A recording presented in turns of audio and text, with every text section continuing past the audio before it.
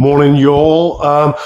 News last night that Katie Taylor, Amanda Serrano 2, the return is set for July the 20th. I'm really excited about that. Always find it a bit strange that every time we do a video on the women's game, very little interest really. Took me a while to go over to the women's game at the first, but I remember back in the days of Jane Couch, so I've been kind of used to watching women for a long time.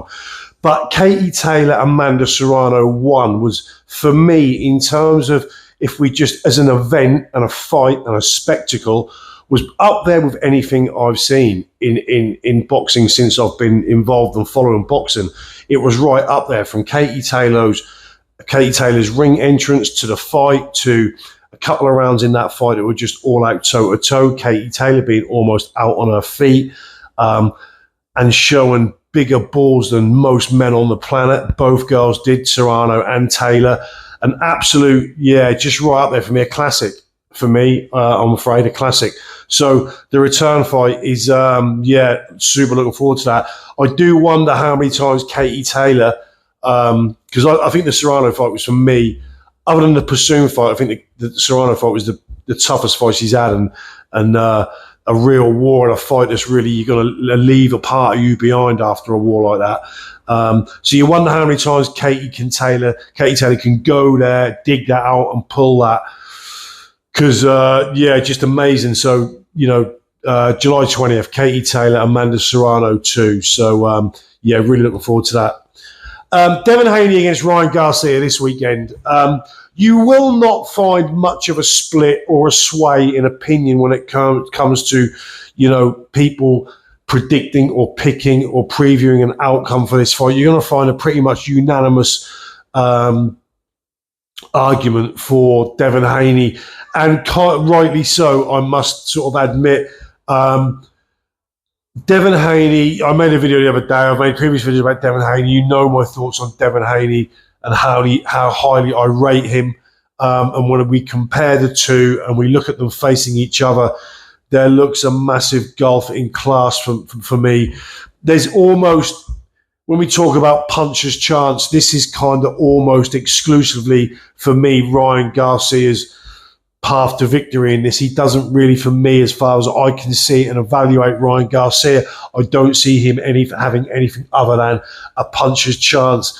And if we look at Devin Haney, the one area in which we could say there are question marks, I say question marks, when we look at a guy that hasn't been really hurt, and there are two occasions where kind of he has shown the effects of being hurt by a shot, we kind of say, like, oh, he's weak in that area. A bit like Usyk with the body shots.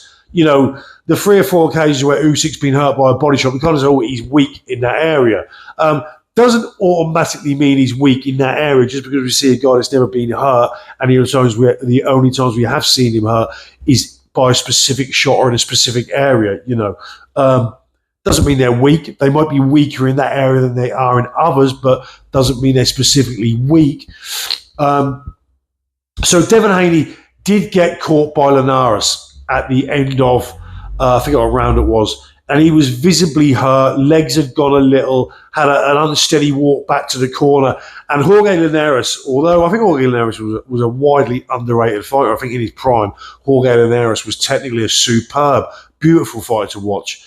But never really noted as a puncher, Jorge Linares, and he hurt Devin Haney quite visibly. So there is that. Saying that, it was when Devin Haney was fighting down the weight, so you never know how much sort of making the weight had an effect on punch resistance for Devin Haney, as we saw him step up against Prograis, against Regis, a fight in which I said the move up in weight would benefit Haney. Haney looked on the night. I think there was a massive. I think Haney on the night rehydrated like 20 odd pounds or something. Apparently, as far as the story goes, which is outrageous. And even moving up a weight, he still looked a weight bigger than Prograis did. So we don't know how far or how much it was costing Haney in terms of punch resistance to fight at the weight he was fighting at. So there is that. So arguably, we could say he might take a shot better now. There's more room for movement in the weight that he's boxing at. So there is that. When I look at Ryan Garcia, a few things are pretty evident. Yeah, evidently he's a fantastic puncher. He's a fantastic offensive puncher. He's quick, he's accurate, and he carries power. The problem for me comes with Ryan Garcia is in his defence, and it's been noted a few times by myself and many others. I always forget the guy. I said yesterday, Prograde. He never fought Prograde, did he? But I forget the guy who fought last. And it's been evident in a few of his fights. And it's been much talked about, so I'm not going to go over that too much, but he uses a shoulder roll technique and he hasn't mastered it. He doesn't do it correctly. He also has an element of, which is kind of odd considering the level that he's fighting at. He doesn't defensively seem to be able to handle more than single shots. When he's facing multiple shots, 2, 3s, and 4s, there's an element that he employs into this shoulder roll technique where he'll almost to a degree turn the back in a way that a novice would turn the back, not knowing how to deal with multiple punches coming from his opponent. And it kind of shows that he doesn't really know how to deal with it or handle it. You don't really expect it from a fighter fighting at this level. You shouldn't really see that anyway. And against Devin Haney, who, once Devin Haney finds his range and his timing, and I believe he'll do that quite easily against Ryan Garcia, I would expect to see Devin Haney throwing multiples, 2s, 3s, and 4s. And Ryan Garcia has a real problem dealing with those. Ryan Garcia as well, there seems to be an element of, certainly against Tank, for me it seemed like against Tank, sort of almost arrogance and sort of an unrivaled self-belief lent him to thinking he could come out and just go all out offense and negate any defensive game that he may have had or any defensive thoughts he may have needed that would needed employing against someone like Tank, just got through to the side. And he kind of just went on a blasé, all guns blazing sort of attack on Tank and paid the price for that. So he really threw caution to the wind in a really uneducated manner. I suppose throwing caution to the wind is uneducated, but he done it in a way that it was really, really reckless and ultimately paid the price. And I see him doing the same. I talked about it in a video yesterday about the 40 Days documentary. And to me, Ryan Garcia has a certain degree of kind of God complex going on.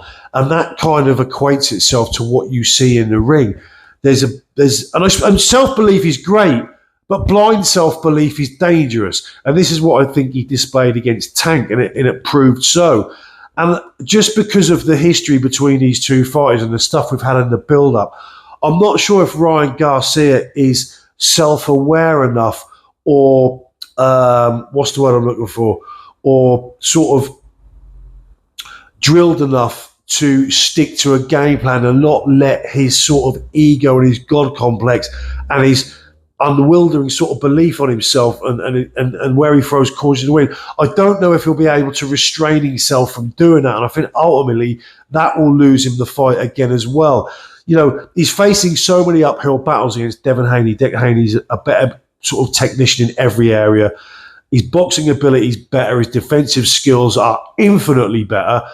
Devin Haney being probably currently arguably the best defensive fighter on the planet. I think his jab is better. People talk about Ryan Garcia's fast hands, but I think if you look at Ryan Garcia, sometimes the defensive fighter, if he can have equally as fast hands, but it's not as apparent as a fighter that comes forward throwing his shots, it can kind of look more impressive to the untrained eye when you get an offensive fighter with really fast hands to a defensive fighter with fast hands. So that can be a little bit deceiving, but Devin Haney's just better in every area. And Devin Haney, I think he's the bigger physical specimen as well. He can move up another weight and be comfortable, I'm sure, because he's so big at the weight. But Devin Haney just holds the trumps in every area, other than punching power. I think we can say for sure that Ryan Garcia is the better puncher. But other than that, I really don't see an area where Ryan Garcia outweighs or outplays Devin Haney. Devin Haney is just a superior fighter in every area, I believe, other than one. And I believe he's a better fighter in mentality as well. I think we've seen that. So as much as I'd like to balance this argument and make this more of a, add more sort of, what's the word? I don't know. Just have a more balanced opinion and a more, try and make this fight into more of a competition than it is. I just can't see it, because Devin Haney for me is clearly that much more of a more accomplished and skillful fighter in every area other than punch power.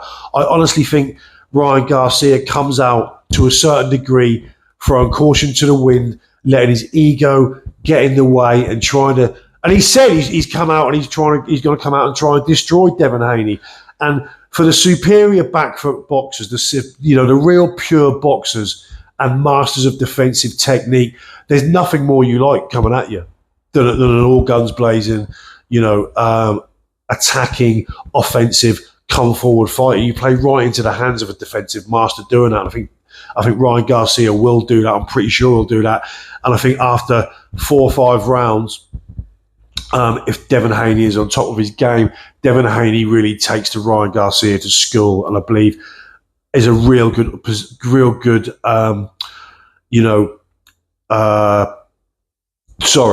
blank mind. There's a real possibility that Devin Haney stops him mid to late. I'm really confident he can do that. There is always the jeopardy that Ryan Garcia poses with that puncher's chance, with the fast hands, and the power that he carries. But I just think Devin Haney's too good, too smart, too big, too strong. There's not an area where, other than punch power, where it's weak. Other than that, I can't see anything but a Devin Haney win, a Devin Haney convincing win. Again, where he looks really, really good doing it, as he did against Regis Prograis. I picked him over Prograis, and I picked him heavily, and I picked him to look good. That bailed out, and I really think the same will happen with Ryan Garcia. He's also got, they have both got, obviously they boxed 5 or 6 times in the amateurs, so they do know each other really well. Devin Haney said that he won all 6 of those. I think if you go back on BoxRec, that's not entirely true. I think it was almost even or slight edge to Devin Haney. But yeah, Devin Haney, a clear, conclusive winner for me in good style and possibly even by stoppage. So nevertheless, I said like the other day in the 40 days video, looking forward to this. I really am. But yeah, that's it. I'll see you all soon. I'm out.